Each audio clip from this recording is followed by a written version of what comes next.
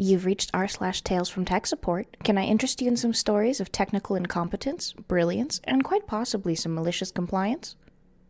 All right, I just need your account info and we'll get started. So, I worked at a tech support for a big German retailer, and the CEO's laptop needed some updates on several programs because we weren't allowed to push that remotely on him, his rule. I go into his office, and he's already really annoyed about the fact it was going to take longer than 2 seconds, so he said he was going on break. I do the thing and leave. It took me 30 seconds. I get a call from him 5 minutes later. You ruined my computer. My screen is flashing and I can't press anything. Get in here now. So sweat is pouring down my back as I take the elevator, convinced that I'm going to be fired. What did you do? I can't do anything here without you guys messing up every tiny thing. I swear I'm getting a whole new department if this happens again. I looked. The screen was flashing and I couldn't even get it to reboot. At this point, my panic intensifies. I look over to his side of the desk and there's a remote numpad with a folder on the enter key. So I push the folder off of the numpad and I can't hide the grin off my face. This didn't happen, okay? Don't tell anyone downstairs. The first thing I did was tell everybody. Honestly, fair. If you can't tell that you have a folder on your keyboard, I don't know if you should be a CEO that's in charge of doing things on a computer. Maybe get an iPad. That seems safer for you. All right, you know this one is going to be good when the title is Why I'm on Paid Leave Over a $5 Flash Drive with Nothing of Value on It Getting Smashed. Some backstory information. I work for a corporation and or institution where users handle enough information to be able to commit at least 2 to 3 felonies for every little query they touch, which isn't that hard to imagine. As such, they have a lot of policies that seem like extreme overkill, but on some level, I agree. The actual application of the rules, I think, borders on insanity, but the attempts aren't all complete failures. So some info you need to know. There's an internal USB connector inside the case.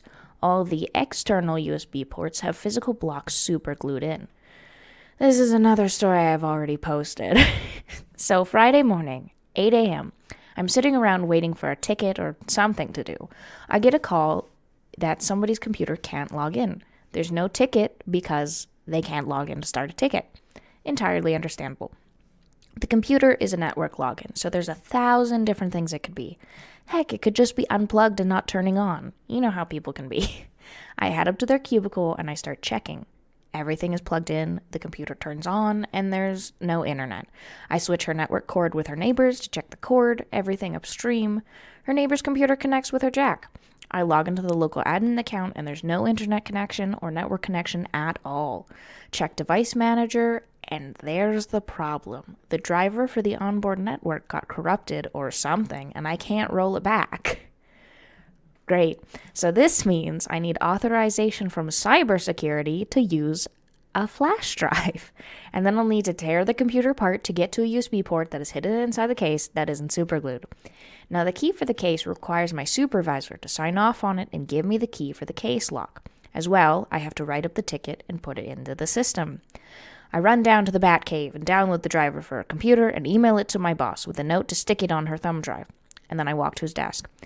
Hey, I emailed you a network driver I need on a thumb drive. I also need you to submit my authorization form to CyberSec for the use of a portable storage device. Yes, that really is 2 different forms. Bureaucracy. So we sent the form off to cybersecurity to authorize. Request for USB storage device usage, time estimated on the work is 15 minutes, reason, copying network drivers to get the computer back on the network. Half an hour later, and there is no response. Head of IT calls down to cybersecurity to get an estimated time. 10 minutes later, the request comes back as denied. The reason? Just email the file. So we got the biggest idiot ever reviewing the request. She has a tendency to just completely drop the ball. Before they took the job in cybersecurity, she had neither experience in cybersecurity nor any basic understanding of IT. But it's okay. She can haphazardly enforce rules she doesn't understand, and she spends her day helping idiots reset their passwords using the password reset tool. Neat. So my boss has to call her and explain the situation. After 5 minutes on the phone, he has to go upstairs to the boss of cybersecurity and explain why she's an idiot today. Half an hour later, the approval comes from cybersecurity to my email, and my boss texts me to grab the form from him and spare keys and the USB drive. So now I have both authorization forms, and I return to this woman's desk. She left a note for me that she's making a Starbucks run and will be back. So I power down her computer, turn it on its side so I can get it open to plug the USB in. I'm standing there, fiddling with the flash drive, and someone yanks it out of my hand, tosses it to the floor, and starts stomping on it. "What the hell are you doing?" "USB drives are banned," he replied. Whoa. First of all, I have an authorization form from cybersecurity. Second of all, it's company property. And third of all, you just destroyed evidence, I tell the idiot.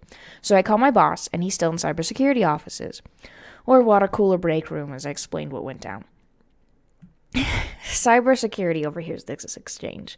Cybersecurity decides to open a file on mishandling of suspect data, aka smashing evidence. Around about 11 a.m., my boss comes back to the user's desk with a different flash drive and the drivers for the network adapter and another stack of new forms for him to do the work. I spent an hour with cybersecurity filling out paperwork about the destruction of a $5 flash drive, giving my statement on the data mishandling and my statement responding to the accusation of using a USB storage device. So it took 3 hours and 15 minutes of 2 text times, including the head of IT, to reinstall a network driver. And now they have to pay a data recovery specialist, God only knows how much, to try to recover nothing of any value on a $5 flash drive to prove there was nothing malicious on it. Oh, and I'm on paid leave because they don't know for certain what's on the flash drive. Cybersecurity told me that as long as data recovery finds what I said is on it, or can't find anything, that I'm in the clear. If the drive hadn't been smashed, cybersecurity could have just looked at the USB drive and seen what was on it. Should have taken like 8 seconds. Instead, I can collect paychecks until the data recovery experts take a few cracks at the USB drive. But the good news is that I got to go home early on a Friday. Also, I get a long weekend. Maybe I'll binge watch some Stargate. I'm not the most technically literate when it comes to installing drivers and things, but it is a very simple task. I can't imagine being that close to finishing something. Also, what did he say? He started at like 8 in the morning and he ended at like 11? That's like 3 hours, I think. That's a really long time just to store. And then this poor lady doesn't even get her computer back up until like lunchtime? Oh, that sounds like so much work.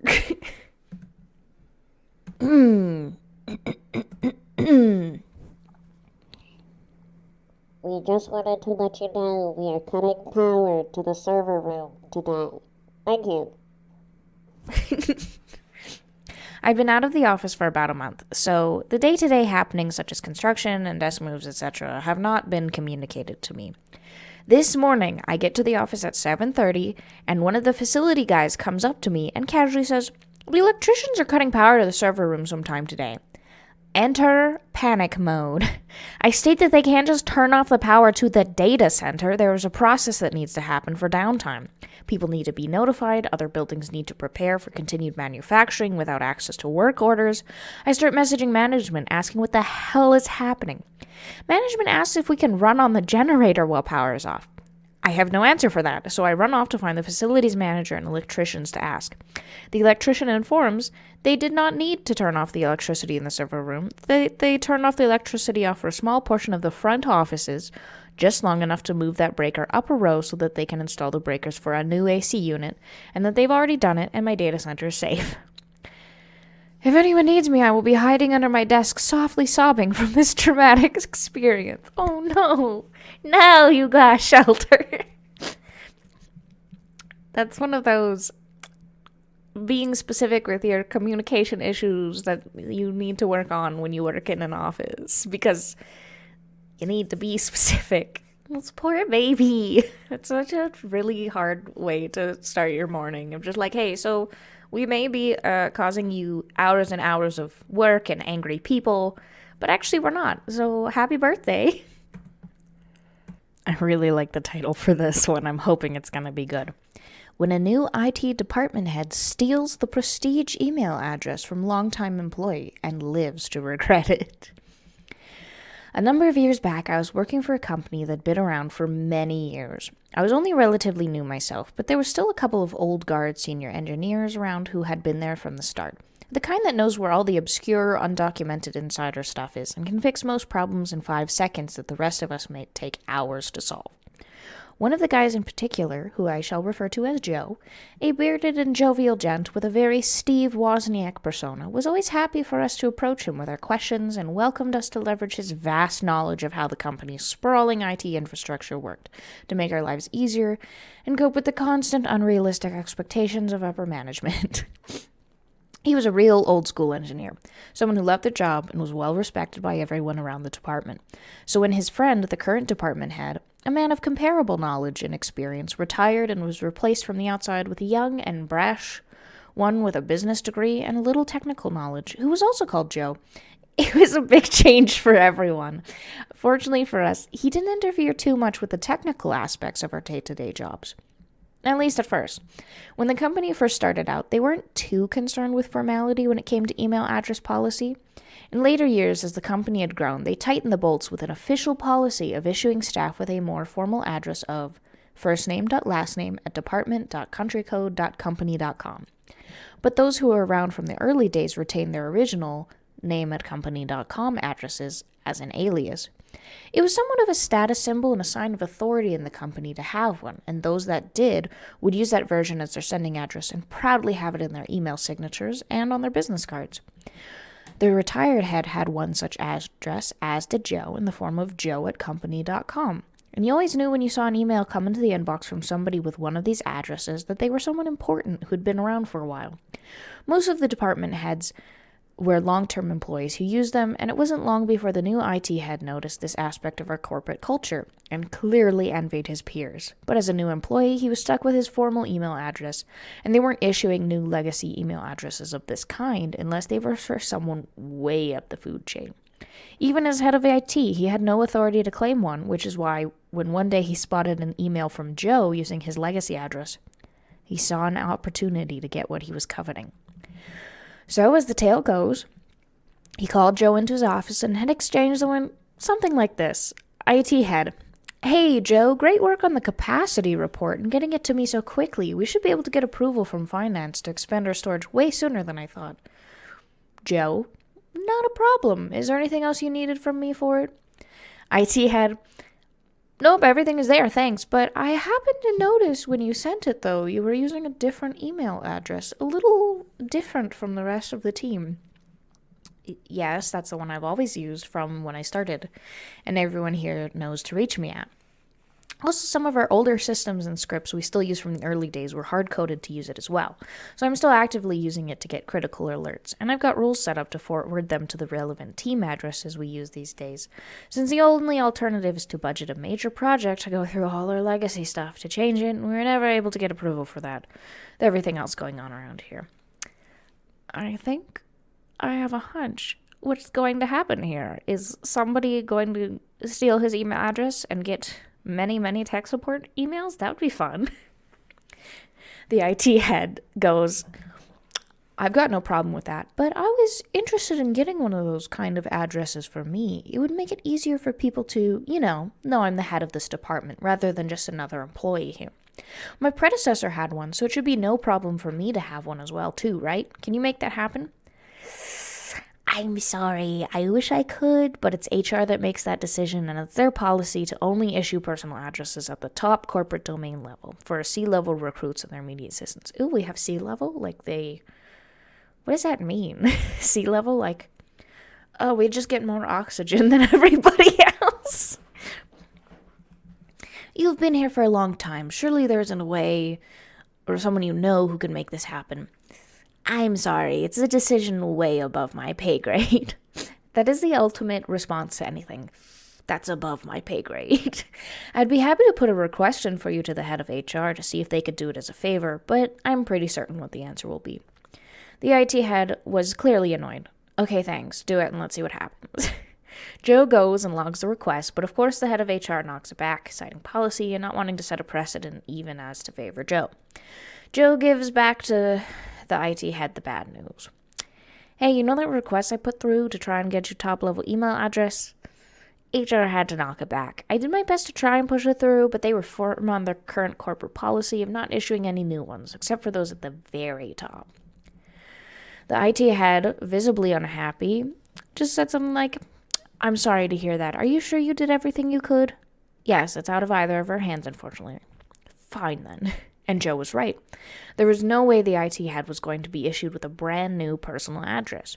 However, his position did allow him to authorize the reassignment of existing email addresses to staff, which was normally used to forward mail and alerts still being sent internally to staff who had left the company. He soon realized this was possible and formed a plan, calling Joe back into his office for another conversation. Hey, Joe, you know how I can't get a new personal email address, but we can still reassign an existing one into my name, right? Joe, frowning. We can do that. You have the authority to have the email address of anyone who has left redirected or assigned to anyone else if you so wish. Did you want your predecessor's address? I mean, we can do it, but it would confuse a lot of people if they saw your email coming from someone who was gone. The IT head said, what about email addresses of existing staff? Joe, frowning harder and seeing where this was going. You do have the authority, but it would still confuse people, and you would be getting all the legacy alerts and notifications, which would make you responsible for ensuring the flow through to the right people when they arrive. The IT head goes, I think I can handle forwarding a couple of lousy emails whenever I see them. I have a greater need for visibility here, and there's no business requirement for you to have one, so start the process of transferring joe@company.com across to me. Let me know once it's done so I can let everyone know. It's just going to be a few emails. I don't see this going bad at all. It's going to go great. So poor Joe was forced to dig his own grave and give up the email address he had held since day one. He definitely wasn't happy about it, but did as he was instructed. Falling back on his regular corporate address, he sent an email out to the immediate team and his contacts to let them know what was happening, and to please use his full address moving forward to contact him. At the same time, the IT head proudly sent out a company-wide email broadcast letting everyone know that his email address had been updated and he could now be reached at joe@company.com as the head of IT. Weeks went by, and it was clear he was taking every opportunity to send out emails using his new address. New stationery was issued, along with business cards clearly showing his position and contact address. He was reveling in having a coveted address and the prestige and recognition it instantly gave him. I can't imagine an email address being this important, especially when dealing with other offices and people who didn't know he was only a relative newcomer. Life was good. That is until one fateful morning when he wasn't in his office, browsing Facebook like he usually would be doing when everyone arrived. Turned out he had forgotten about his responsibility to forward through important notifications when they came through to him. He had set up a rule to handle them, sure, but not to forward them as promised, but instead deleting them directly from his inbox without notice. One particular alert dealt with backup failures for a particularly important and long-term defense contract. One of our key SLAs was to ensure daily incremental and weekly backups being performed on one of these old legacy systems that Joe had mentioned to him, both verbally and in writing. The media in an old backup unit had failed and was repeatedly notifying the issue. It was normally a simple fix, replace the faulty media in the backup unit and restart a full backup run. But with no alerts being sent through, nobody knew there was a problem. So when a request came through from the client to perform a restore of the previous week's data, after an accidental deletion the backup team found, to their horror, that no backup had been running for the past several weeks and the data was lost. The client was not amused. The CEO, with whom they had a close relationship, was even less so. The IT head attempted to throw Joe under the bus when word came down that the company was going to incur a massive rebate from the SLA branch. But Joe, in his wisdom, had ensured he had done a complete CYA, I think that means cover your butt, when handing over his email address, including email exchanges with the IT head highlighting the importance of the alerts and to ensure they went to the right people, including detailed instructions on how to set up forwarding rules and where to send them. All completely ignored. HR policy was specific when it came to important email. It was the clear responsibility of the recipient to ensure they were handled accordingly, and the IT head had clearly failed in his accepted responsibilities. He didn't last probation and was gone within the next month. Everyone was wondering who would be getting in the position next. HR and management were tight-lipped on the topic, and there was plenty of speculation within the department about what would happen next. But everyone was smiling when they walked in on Monday to see Joe sitting in the IT head office. In the wake of what happened, management decided, in their wisdom, that the IT department should have a head who actually knew something about IT, and tapped Joe to take the seat. He hung on for a few more years before retiring or moving on. But during his tenure, he was one of the best IT managers I have ever worked for, and the position didn't change him from being the friendly, helpful, and supportive teacher that he was. I was sad to see him go, but while he was still with us, I always smiled when I saw his emails coming through from the old, friendly address of joe@company.com, which he had reclaimed and had been returned to its rightful owner. What happens when he leaves the company? How do they resend all those emails to people? How does that work? I would really like to know. So, at Stupid Industries LLC, we have an IT department and a cybersecurity department. These two departments both have admin access to the entire system network, but cybersecurity falls under the security department, and we handle IT issues not related to security. One of the many things that cybersecurity handles is password recovery and password resets. Namely, if you forget your password, you have to march yourself down a cybersecurity office and face them in person to get your password reset. Face them, you cowards! The upside to this is that any issue related to passwords isn't my problem. Yesterday, I'm in the Batcave, supervising the IT interns and running the help desk. I get a phone and the call. IT department, how can we help you?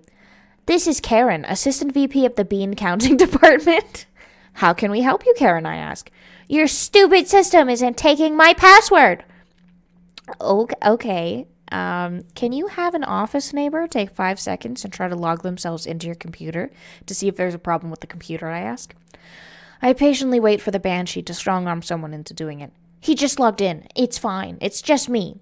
Well, I think you're going to have to walk down to cybersecurity to get your password reset, I explain. But I already called you. Why can't you do it for me? She shrieks. I swear I can hear her across the building. I'm sorry, Karen. Cybersecurity handles password recovery. Don't forget to take your company ID when you walk down to cybersecurity, I explain. At Moron Corp, the IT department handled password recovery over the phone. Why can't you do it? Well, Karen, here at Stupid Industries, only cybersecurity can recover passwords, I explain. But they said they would write me up if I came in another time to get a new password. Can you please do it for me? Well, Karen, I don't know what to say, but you're just going to have to go down to cybersecurity. I'll have your job for this, you pimple-faced nerd. She proceeded to use some naughty words before hanging up on me. I wrote it up as a ticket in the ticket system and closed the ticket out, making notes of the time she called in and her abusive language. Hooray! That afternoon, my boss calls me into his office. I got a call from HR. You have a complaint from Dunatius? Karen in the bean counting department, I asked. Why, yes. Care to explain yourself? He asked. Troubleshot her issue, referred her to cybersecurity for password reset, wrote up the ticket. It's a number 220224439. I say, reading it off a notepad in my pocket. Uh-huh, he mutters. He looked it up on the computer. Okay, let's listen to the call log, he tells me. 7 to 8 minutes later, we are having a laugh about it, and he emails the head of the bean counting department the call log from the IT line. We also had a call into HR about her abusive language over the phone. Moral of the story, call logs are your best friend. Nice. All right, and I think that's going to be the last story for today. I hope you enjoyed. If you did, leave a like. If you didn't, I don't know, tell me about it or something. There's a comment section. You should try that sometime.